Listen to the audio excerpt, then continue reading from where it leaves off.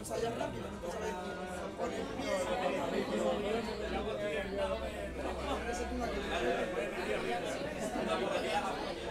Lo ensayas rápido, no te sabes poner el pie.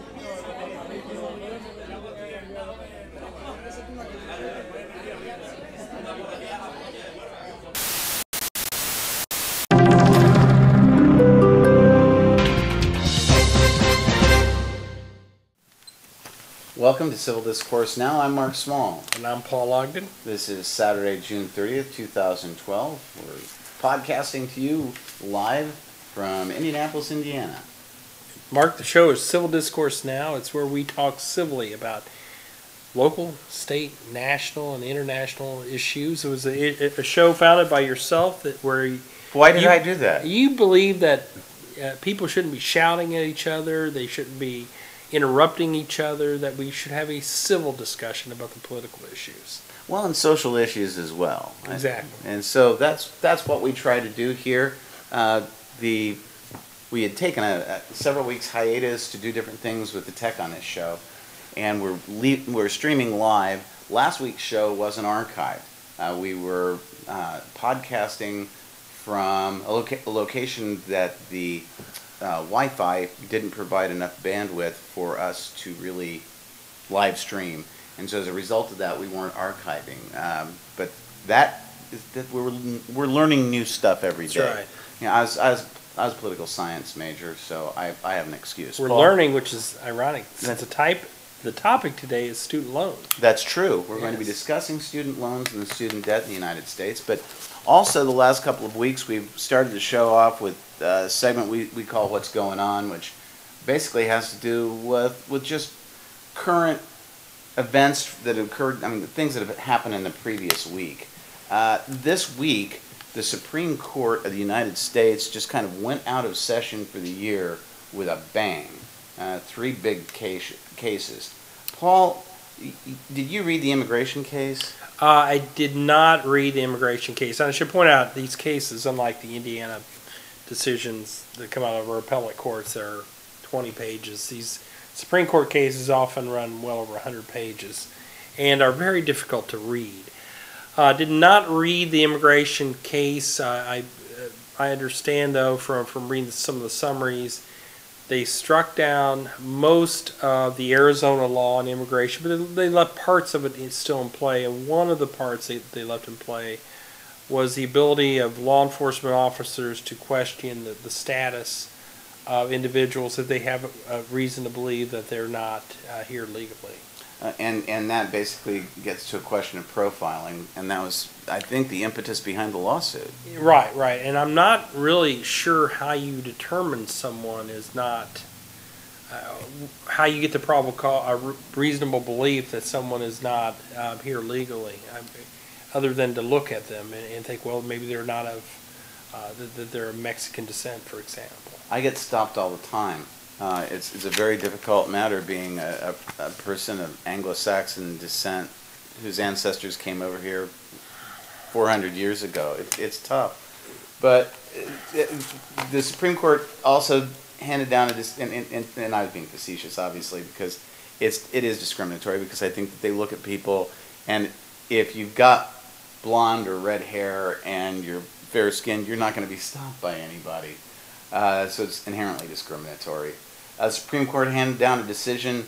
There was a little decision they handed down on health care. Yeah, there was more than a little decision handed down on health care. It's the act is actually called it has a long name, but most people call it the Affordable Care Act. No, actually, most people call it Obamacare. Obamacare is the derogatory. Its earlier version was Romney Care. Well, we can talk about that later. Maybe a whole show devoted to that. Anyway, there was a Supreme Court decision handed down, and there were 2 major issues that were decided. One was the individual mandate, where they can force people to buy insurance. Is that constitutional or not? The second part was a mandate on states to expand their Medicaid programs.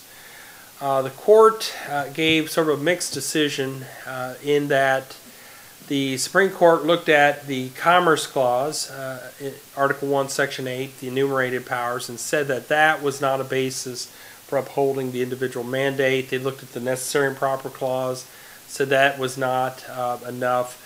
But Justice Roberts said... Who's a Hoosier? It was Hoosier. Said that they could do it under the taxing power. And he determined that this was a tax, it was a valid tax, which is ironic because when the legislation was going through, they said over and over again it's not a tax. So by a 5-4 decision, the individual mandate was upheld. And I think that it's interesting on the second part of the case, the second part of the decision had to do with compelling states to participate in Medicaid, an expansion of Medicaid. And in the decision, which I've only read summaries, it's about a 200-page decision or something. It is, if you count, especially the concurrences and dissenting opinions. Yeah, and it's some rather harsh dissent.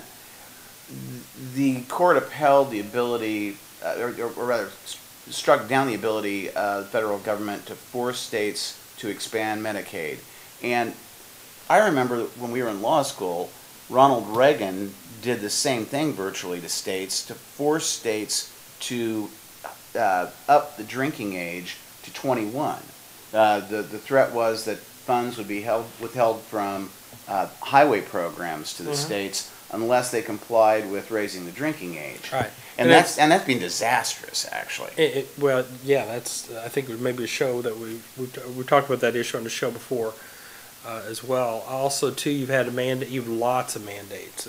They're all over the place. But one that's most prominent is the 55-mile-an-hour speed limit that we had nationwide. And that's going to be coming into question because when the United States the Supreme Court makes a decision on a matter, it's not just on health care, but it also has to do with how the law is construed in other areas that have to do with analyzing that topic. So when it comes to compelling states to do something, now that's kind of being called into play. It is, but I think where they're going to draw the line is how harsh the penalty is. And with regard to the Medicaid decision, they said if you don't expand the Medicaid program, which was part of the Affordable Care Act, they said that you are going to lose all your Medicaid funds. Now, if they would have said you're going to lose part of your Medicaid funds, maybe they could have got away with it. Because that's what it is with regard to the 55-mile-an-hour speed limit, with the same thing with regard to the 21-year-old drinking age. It was you would lose part of your highway money. They never said you would lose all of your highway money. So I guess my question is, does this mean that Sammy Hager's I Can't Drive 55 not only is an oldie tune, but it's irrelevant? It is. Wow, It is irrelevant. that's tragic. And Mike Pence this week kind of caught flack because he compared the Supreme Court decision on the Health Care Act to 9/11. Yes, he did. He got, but to his credit, he immediately apologized and said he was wrong. And I am still waiting for Andre Carson to apologize for saying that Tea Partiers want to see black people hanging from trees. That has not yet happened. So. We just that's an interesting point, Paul.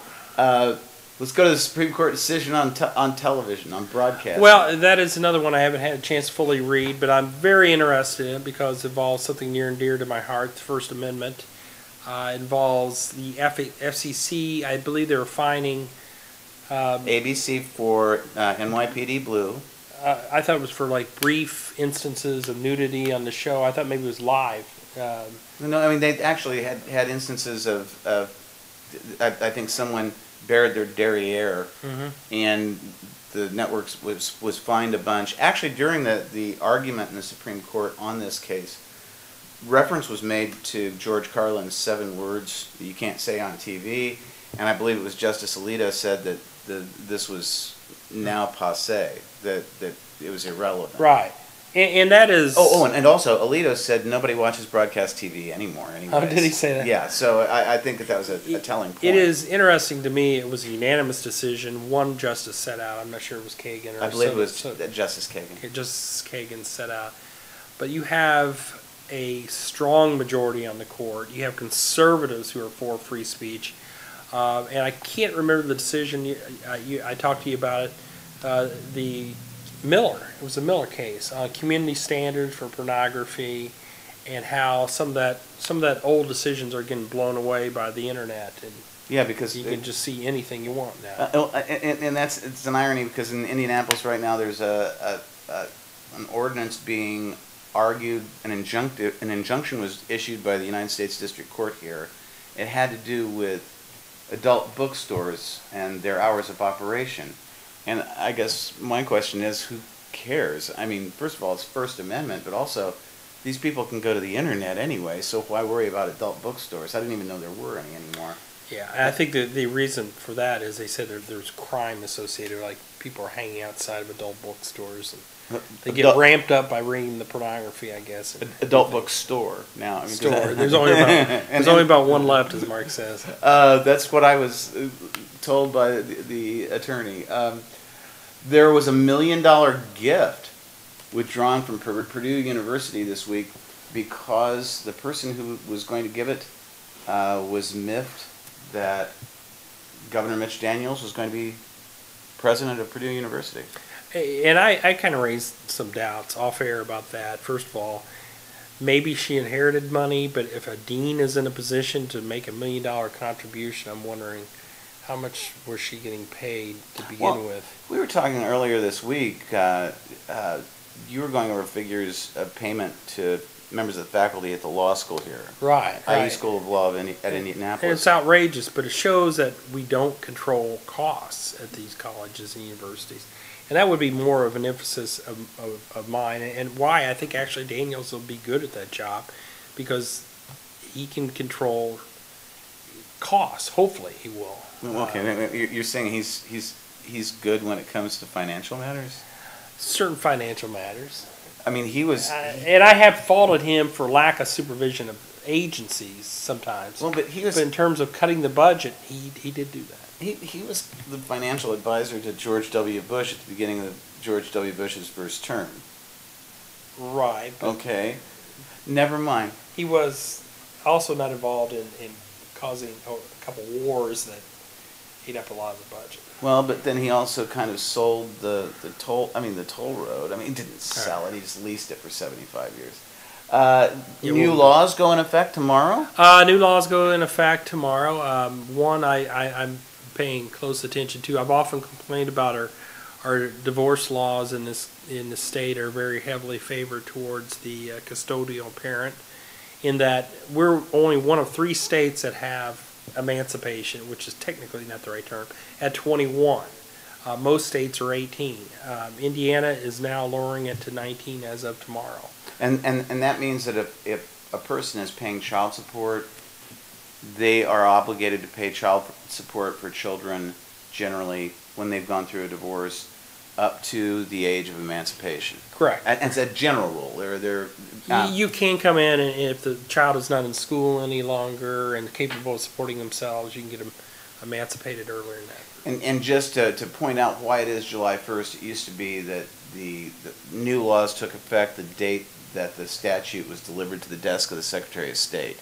And rather than guess that anymore, they started saying it was July 1st. At one point, the General Assembly enacted that. So tomorrow's the official new statute date. It's the end of our first segment. We'll be back in a minute and start talking about student loans and student debt.